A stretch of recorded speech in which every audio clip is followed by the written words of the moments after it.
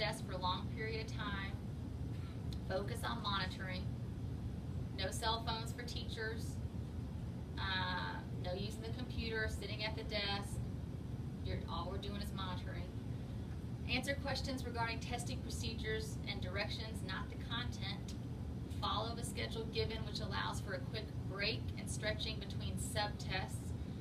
I would say, I think they give you 10 minutes. If you want the kids to stand up and stretch, fine, not fine. Just make sure they get a break. No talking still. They just to give them a mind break. Take a breath. They get a snack? No. No. Record any pertinent information on your log. Don't forget, test examiners must not aid, assist, counsel, or coach students during testing. Students should not be prompted or given access to materials prior to testing. Testing materials must not be copied or altered in any manner. Before you open up your manual to begin reading, the kids should not have their hands, they do not need to have the test booklet open, okay? And the answer documents, they won't have to touch it all. They can write the information on the test booklet, okay?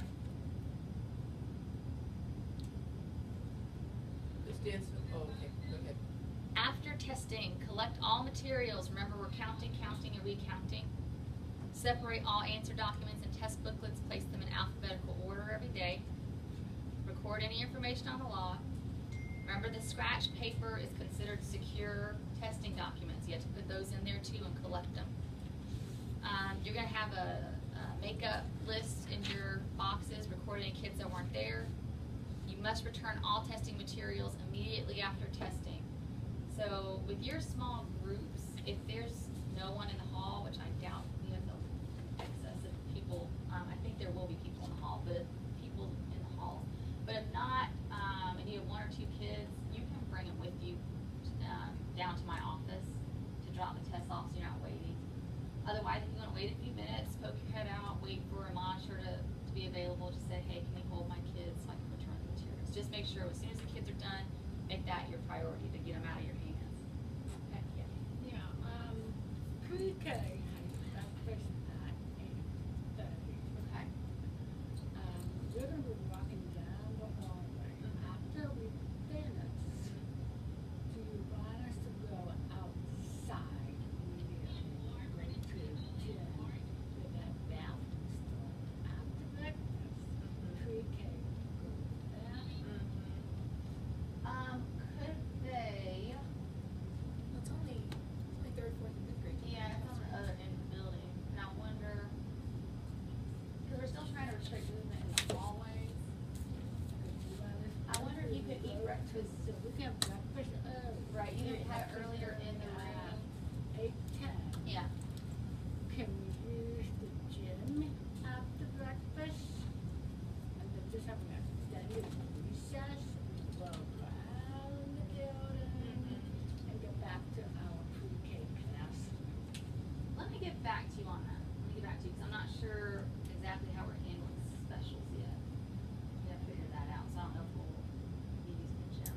But I'll get back to you. And if you're gonna use my room, make sure you have a normal guest.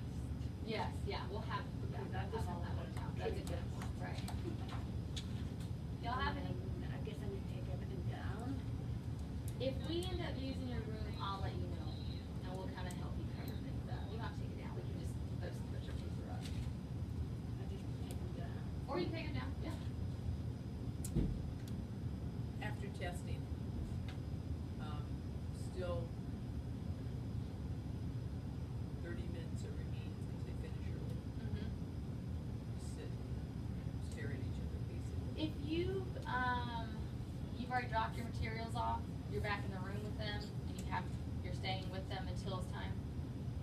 I mean, I think they can relax and draw and read a book, and So they fit it once the materials are yeah, once the materials are done, then and they've had their minimum. yeah, just keep them quiet. Keep them quiet. Let them have a break. The computers, are we gonna have another training to? Yeah, we're gonna, that's my next step, I just had to get through all of these, is to figure out how to get, because the kids need a practice session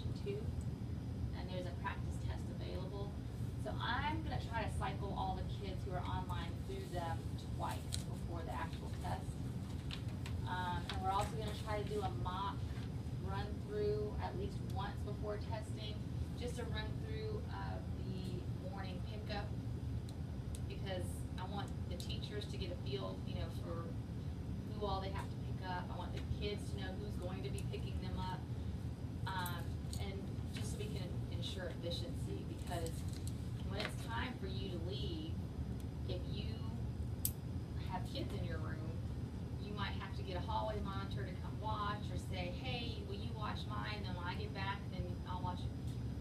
It's just things that you wouldn't know, you wouldn't really be able to prepare for unless we practice it. So we'll try to practice at least once. What do you do if kids are crying in the middle of this?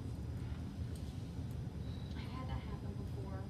I mean, I guess it depends on the kid. If it seems like they're inconsolable, first of all, don't let them cry on the test. There's been so many. When they ship the testing materials, they ship us a biohazard bag just in case. I'm not kidding. Because it happened. It happened, and you have to fix them. Put your gloves on. Put it tied up. Put that sticker they designate on the back. It just depends on the situation. If the kid is inconsolable and you try to comfort them, you've given them a minute to get their composure, call me if it's not working, but document it. Everything you think that might interfere with them finishing that test and reaching their full potential, and document it. In the past, when we've had an emergency or we need you, we slip a red sheet of paper underneath the door. Yeah. Is that gonna be the same? Slip the red paper under first, and if no one's coming, and you poke your head out, and no one's around, call me.